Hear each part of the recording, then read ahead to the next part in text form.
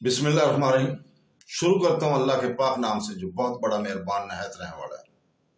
दोस्तों, बहनों, भाइयों, बुजुर्गों, आज हम बयान नंबर 24 को आपके सामने पेश कर रहे हैं और ये बयान किया जाएगा कि सूरह कुरान के किस बेपर्दा अतायात देने वालों को बेनकाब करती है। कुरान की सूरह कौन सी सूरह है जो बेपर्दा अतियात देने वालों को बेनकाब करती है। तो बहनों, भाइयों, बुजुर्गों, दोस्तों, और हमारा मकसद कुरान पाक से और सुन्नत रसूल से सीखना और सिखाना है, अहकाम को समझना, तारीख पर गौर करना और इलाही रहनुमाई से मसाइल को हल तलाश करना है। अल्लाह ताला इस बयान को मुफीद और तमाम दिलों के लिए नूर का जरिया बना दे। सूरह तौबा नफाक की खुसूसियात को बेनकाब करने में कुरान मजीद की सबसे ताकतवर अबवाब में से एक है।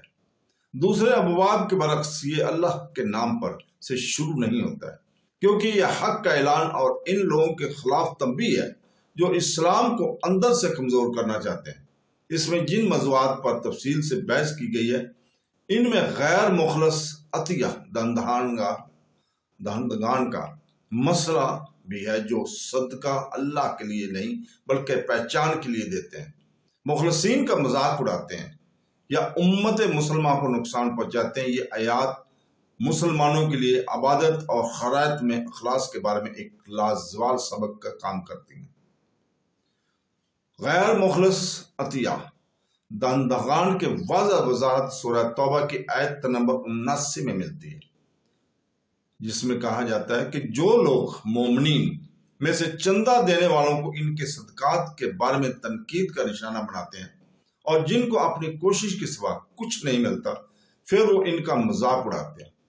अल्लाह इनके मजाक उड़ाएगा और इनके लिए दर्दनाक अज़ाब है। ये आयत बताती है कि मुनाफिकीन ने कैसे मुखलस मुसलमानों का मजाक उड़ाया। अगर किसी मोमिन ने दिल खोल कर दिया तो इस पर दिखावे का इल्जाम लगाया। अगर कोई गरीब मुसलमान थोड़ी सी रकम दे तो वो इसको इतनी कम देने पर इसका मजाक उड़ाएंगे। इनका मकसद खैरात नहीं बल्कि मुआशरे में सखावत के जज्बे को ख़त्म करना था। अल्लाह ताला ने ऐसी मुनाफिकत की मजम्मत की और इनके लिए दर्दनाक अजाब का वादा किया है। अतियात के हवाले से झूठे वादे करने वाले मुनाफिकीन को सूरह तौबा की आयत नंबर 75 और 76 में भी बेनकाब किया जा रहा है। अल्लाह ताला फरमाता है, और इनमें से वो हैं जिन्होंने अल्लाह ताला से अहद किया कि अगर वो हमें अपने फजल से देगा तो हम जरूर सदका करेंगे और हम जरूर नेक कामों और नेक लोगों में से होंगे। लेकिन जब इसने इन्हें अपने फजल से दिया तो वो कंजूस हो गए और इसका इनकार करते हुए मुंह मोड़ ले। या गैर मुखलस अतियात दहंदगान का एक और चेहरा ज़ाहिर होता है। वो देने की बात करते हैं, लेकिन जब दौलत के साथ आजमाया जाता है तो नाकाम रहते हैं।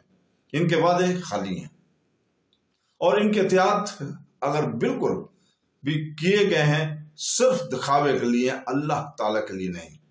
मुनाफिकों ने भी दिया लेकिन अल्लाह ने इनका सदका कबूल नहीं किया क्योंकि इनकी नीयत खराब थी।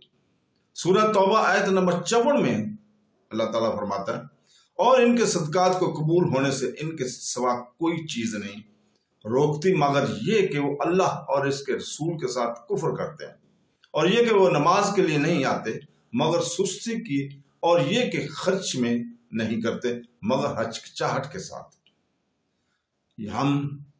ये आयत गैर मुखलस अतिया दहंदगान की 3 निशानियों पर रोशनी डालती है।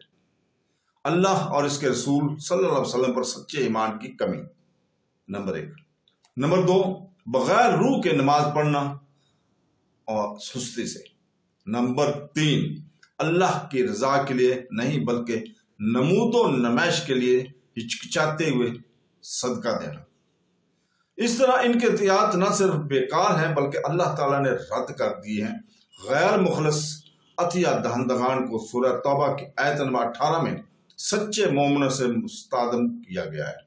अल्लाह ताला की मस्जिदें वो लोग आबाद करते हैं जो अल्लाह और यौम आखिरत पर ईमान रखते हैं और नमाज कायम करते हैं और ज़कात देते हैं और अल्लाह के सिवा किसी से नहीं डरते।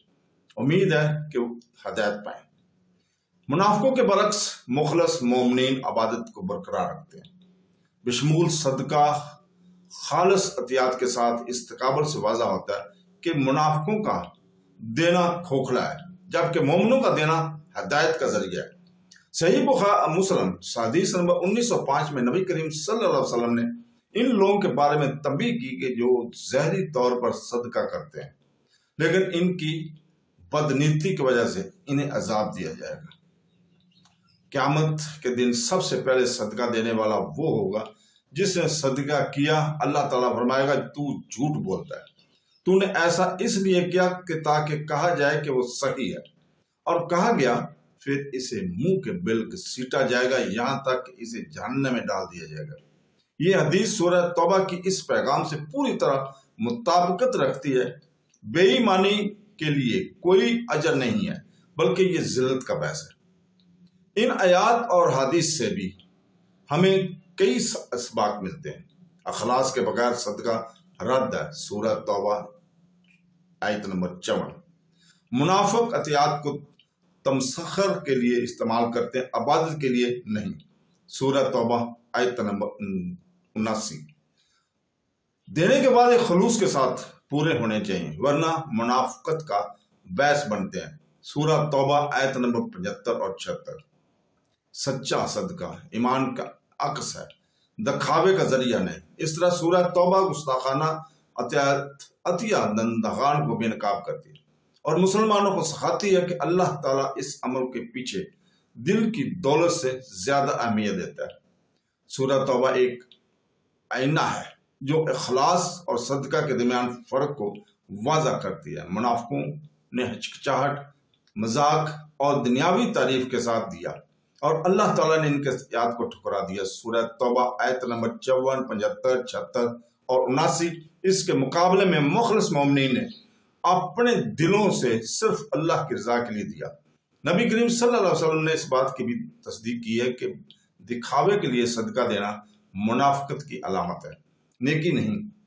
لہٰذا مسلمانوں کو چاہیے کہ وہ اپنی نیتوں کو صاف رکھیں۔ یاد رکھیں کہ سچے صدقے کو پیمائش دی گئی رقم سے نہیں ہوتی بلکہ اخلاص، عاجزی اور اللہ تعالیٰ کی عبادت سے ہوتی ہے۔ تو دوستو، بہنوں، بھائیوں، بزرگوں، ہم آج کی گفتگو کا اختتام اپنی اس عاجزانہ دعا کے ساتھ کرتے ہیں کہ اے اللہ تعالیٰ ہمارے دلوں کو پاک فرما، ہمارے اعمال کو قبول فرما، ہمارے گناہوں کو معاف فرما اور ہمیں اپنے شکر گزار بندوں میں شامل فرما۔ ہمارے وقت، ہمارے اہل و عیال اور ہمارے ایمان میں برکت عطا فرما اور ہمیں قیامت کے دن اپنی رحمت کے سائے میں جمع فرما۔ آمین ثم آمین۔ اللہ حافظ۔